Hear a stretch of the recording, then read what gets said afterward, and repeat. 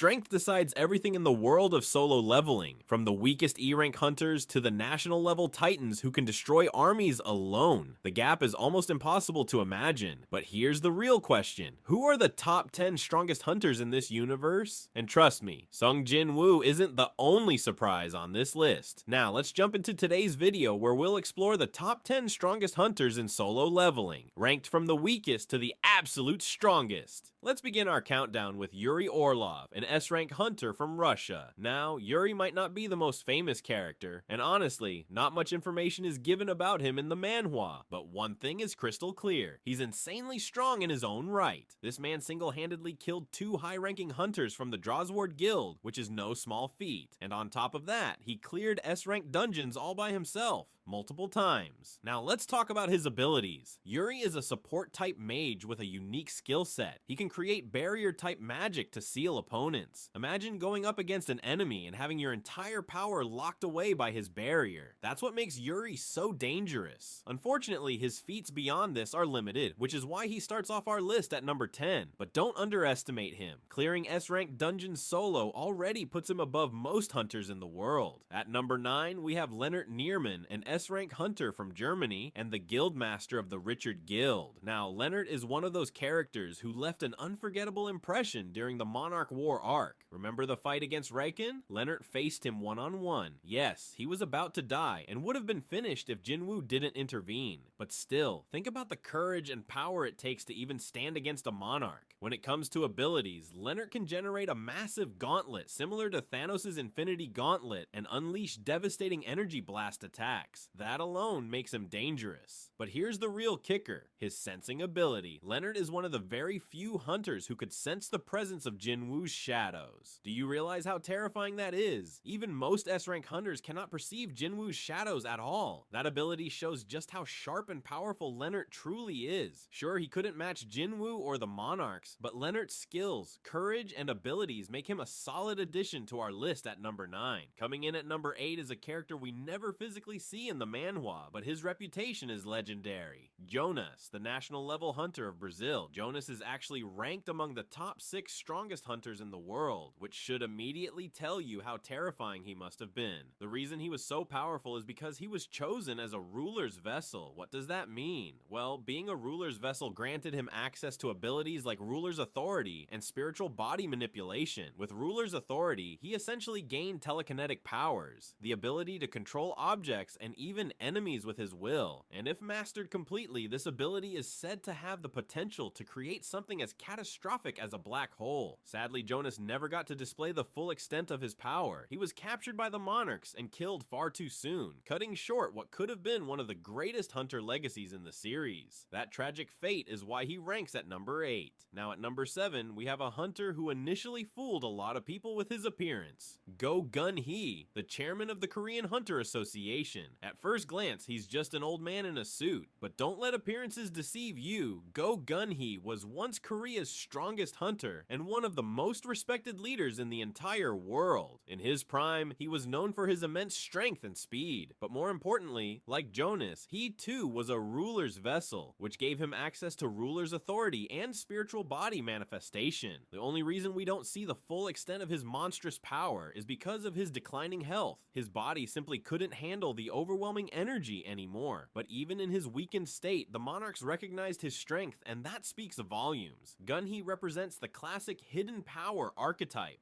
the kind of person whose quiet authority and presence demand respect. For that reason, he earns a well-deserved spot at number 7. Solo leveling actually features a hunter from India, Siddharth Bachchan, and this man is no joke. Siddharth is India's national level hunter and is officially ranked among the top 4 strongest hunters in the entire world. That's right, top 4 globally. His reputation alone makes him an icon, especially for Indian fans of solo leveling who rarely see such direct representation in major anime and manhwa. Like many other national hunters, Siddharth is also a ruler's vessel, meaning he had access to ruler's authority and spiritual body manipulation. Unfortunately, much like Jonas, Siddharth was never given an on-screen battle in the manhwa. We never got to see his true abilities in action, but just the fact that he's ranked top 4 tells us everything we need to know. Siddharth is a monster among hunters, and potentially capable of standing toe-to-toe with even the strongest monarchs. At number 5, we have Christopher Reed, America's national level hunter, and officially ranked among the top 3 strongest hunters in the world. Now, why is Christopher such a terrifying powerhouse? Well, first and foremost, he too was chosen as a ruler's vessel. This granted him abilities like ruler's authority, and most importantly, spiritual body manipulation. But unlike many others, Christopher mastered his abilities to an extraordinary degree. One of his most shocking powers was the ability to transform into a monstrous form with a single glowing eye. In this form, his destructive capability skyrocketed. It's said that he could generate flames so intense that it would take 14 S-rank hunters working together just to destroy them. Imagine that. 14 S-rank hunters barely being able to neutralize a single attack from him. That's how overwhelming Christopher's power was. But the real highlight of his legacy is that Christopher defeated 3 monarchs all by himself. 3 monarchs. That feat alone puts him above most hunters who ever lived. Sadly, despite his monstrous strength, his fate ended tragically as he was eventually killed. But before his end, Christopher cemented himself as one of the greatest forces in the solo leveling universe. At number 4, we move to China's greatest hunter, Liu Zhigang, also known as the 7-star hunter. By Korean standards, he would be considered a triple S rank hunter. Liu Zhigang was ranked the world's 2nd strongest hunter and once held the title of the strongest hunter in all of Asia before Jinwoo eventually surpassed him. That alone tells you the level we're dealing with here. So, what makes Liu so special? First, he wasn't just physically powerful. Liu possessed immense speed, strength, and unparalleled swordsmanship. Combine that with his status as a ruler's vessel, and he too had ruler's authority and spiritual body manipulation. But what really makes Liu a legend are his feats. During the Jeju Island arc, he single-handedly defeated an entire army of ants. Let me repeat that. An entire army, and if that wasn't enough, it's said that if Liu had come face to face with Baru, the terrifying Ant King, he could have defeated him as well. He's one of those hunters who doesn't just rely on special powers. His raw skill and combat instinct make him terrifying on the battlefield. Now we arrive at number 3, the man known as Goliath, the strongest national hunter from America and officially recognized as the world's strongest hunter.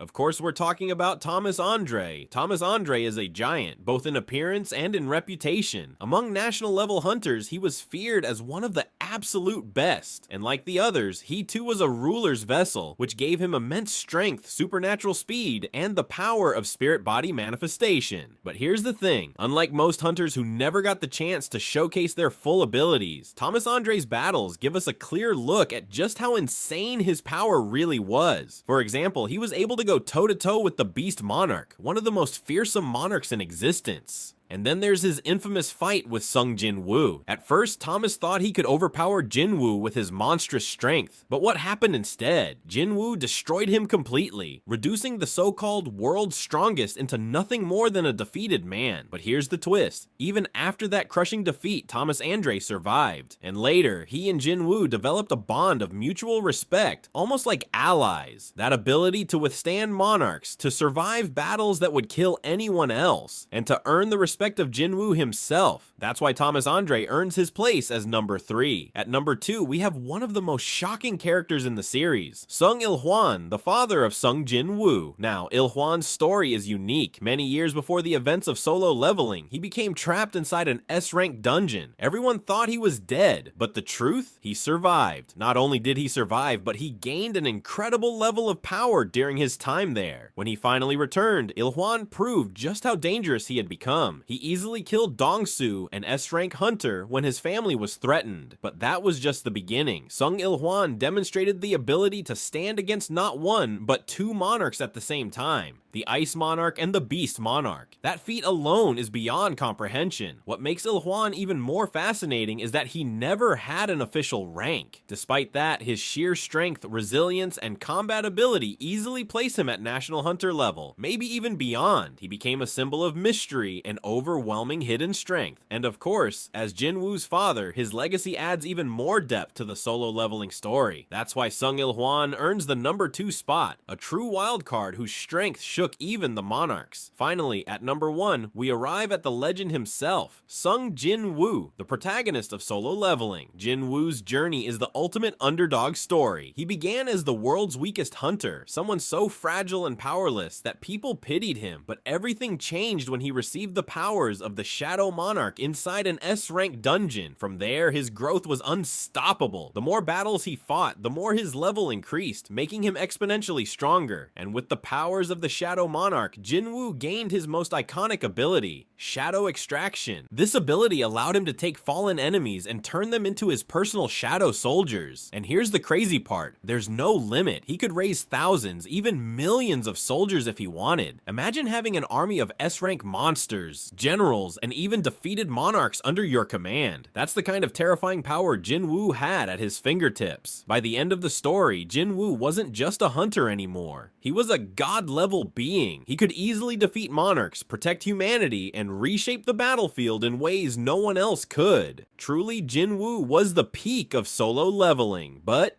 here's the twist. Even though Jinwoo is the strongest hunter we see in the main story, he's not the final word in power. That honor goes to his son. In the sequel, Solo Leveling Ragnarok, we meet Jinwoo's son, Sung Soo-ho, and from the very beginning, it's clear that Soo-ho inherited his father's terrifying potential. As just a high school student, Soo-ho already had the power level of an S-rank hunter. Think about that, an S-rank while still in his teens. Nobody could stand against him, except for his father, Jinwoo. And the only reason Jinwoo could overpower him was because Soo-ho's full potential was still sealed away.